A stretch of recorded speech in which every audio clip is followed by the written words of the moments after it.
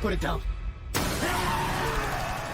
What if the rage virus didn't just survive, but evolved? 28 years later isn't just a return to the blood-soaked chaos of the original films. It's a full-blown reimagining of what the infected can become. No longer mindless monsters driven by fury, the new variants introduced in this long-awaited sequel are faster, stronger, smarter, and far more terrifying. From towering alpha infected who lead coordinated attacks, to grotesque crawling beasts that lurk in the shadows, and even a pregnant infected carrying an uninfected child. This movie flips everything we thought we knew on its head. Welcome back to your nerdy show. I'm your host, Spoiler Master. In this video, we're breaking down every new infected variant in 28 years later, how they're different from the originals, how the rage virus has mutated, and what it means for the future of the franchise. The virus didn't die, it adapted, and now the real nightmare begins.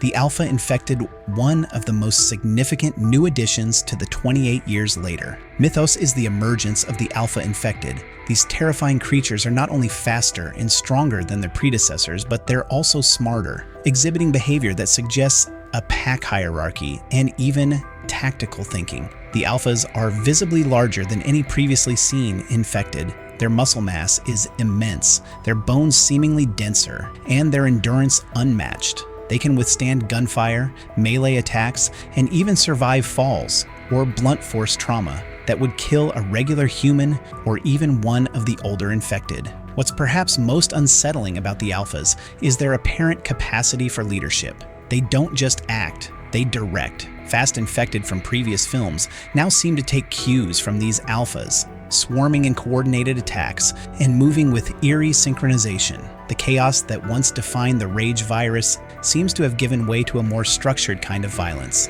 Alphas also exhibit disturbing tendencies like collecting trophies from their victims. Severed heads with spines still attached are seen in their possession, suggesting rituals, memories, or warnings to others. This psychological aspect is something completely new. They're no longer just killing machines. They are aware, deliberate, and potentially sentient. There are multiple alphas in the mainland, each seemingly commanding its own horde. Their mere presence changes the rules of survival, and unlike in the original movies, where the infected were easy to outwit, these creatures are always 10 steps ahead.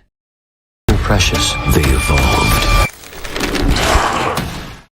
Slow lows, a grotesque evolution. If the alphas represent brute power and strategy, the slow lows are the other end of the evolutionary spectrum. Obese, pale, and sluggish, these creatures crawl along the ground, their bodies too bloated or malformed to stand upright. They move slowly, often dragging themselves along their bellies, and feed on worms, insects, and anything else they can reach without effort. Though their appearance may initially spark laughter or pity, don't be fooled. Slow lows are just as deadly. Their bloated forms make them durable, and when encountered in large numbers, they can suffocate, overwhelm, and infect with terrifying efficiency. The unsettling part: these aren't just deteriorated infected, they represent a different mutation of the rage virus entirely. Even more disturbing is the appearance of child-sized slow lows. Whether these are born infected or have transformed post-birth is unknown, but their existence confirms one thing: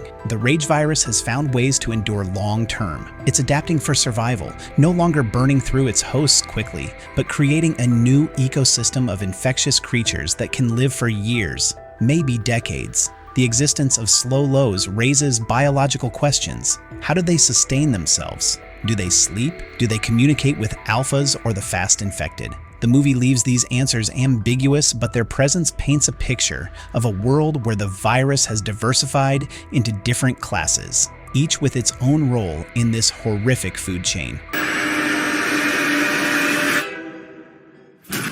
The pregnant infected, perhaps the most shocking reveal in 28 years later, comes with the discovery of a pregnant infected woman. In a haunting scene, Spike, Isla, and Eric come across her giving birth inside a train car, guarded by an alpha. The implications are staggering. Not only can the infected now sustain pregnancies, but the baby born is not infected with the rage virus. Dr. Kelson later explains that the placenta shielded the baby from the virus, preventing vertical transmission. The child, therefore, is biologically human, even though it grew inside a host consumed by rage. This introduces profound ethical and existential questions. If an infected woman can carry and protect life, are the infected still devoid of humanity? The alpha's role in guarding the pregnant host implies intent, maybe even empathy. These are traits we never expected to see in the infected. But the child's immunity, or its lack of symptoms, also opens the door to new possibilities.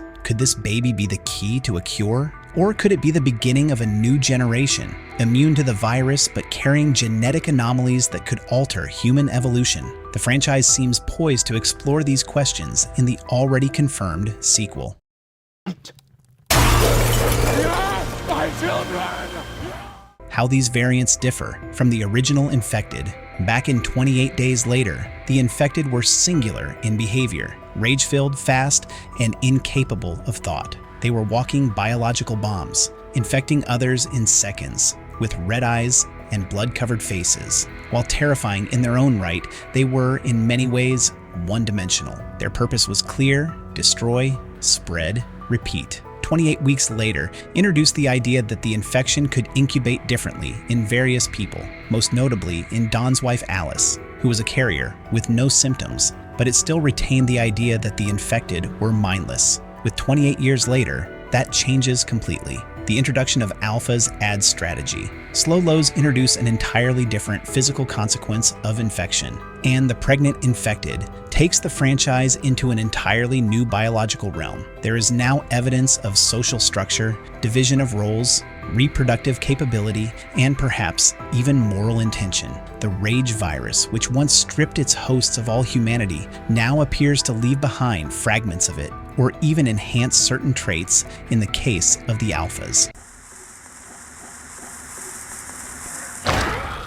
The role of the virus in evolution. Jamie, one of the characters in the film, notes that the rage virus acts like steroids in alphas. The virus no longer simply burns its host out, it builds upon it. It enhances physical traits, sharpens senses, and possibly strengthens neurological pathways. That could explain why some infected are now capable of complex behaviors like protection, coordination, and ritualistic actions. We also see a behavioral shift in the fast infected. While they still move in packs and exhibit the same jerky, aggressive motion we remember, their attacks are no longer random. Under alpha oversight, they surround, corner, and methodically take down survivors. It's evolution through infection, Darwinian selection in the most grotesque way possible. The rage virus isn't killing off the weak, it's mutating the survivors into something stronger, faster, and more intelligent. It's creating a hierarchy, and the humans, they're now the endangered species.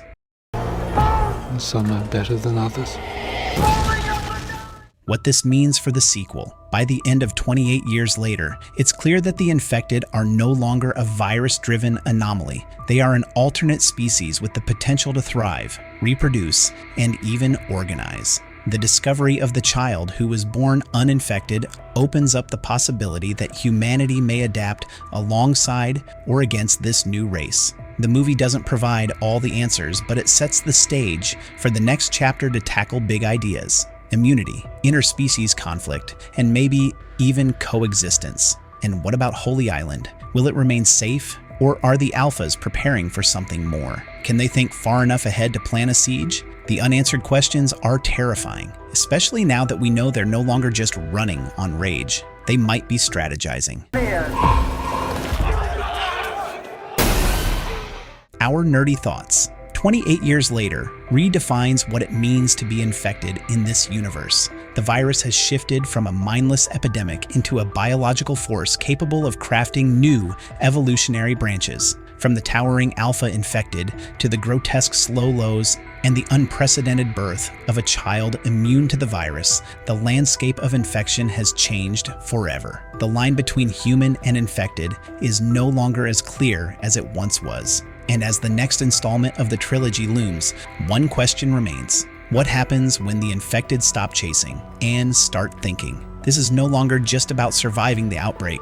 It's about surviving evolution. So there you have it. Every terrifying new infected variant in 28 years later explained. From the brutal alphas to the eerie slow lows, and the shocking birth of a human child from an infected host, the Rage virus has evolved into something far more dangerous than ever before. With the sequel already confirmed, these changes are just the beginning. The virus isn't just spreading, it's planning. If you enjoyed this breakdown, don't forget to like, subscribe, and hit the bell so you don't miss what's next in the 28 Years Later saga. Let us know in the comments which new variant creeped you out the most. Thanks for watching, and remember, rage never dies, it evolves. Now what the heck, I'll laugh anyway.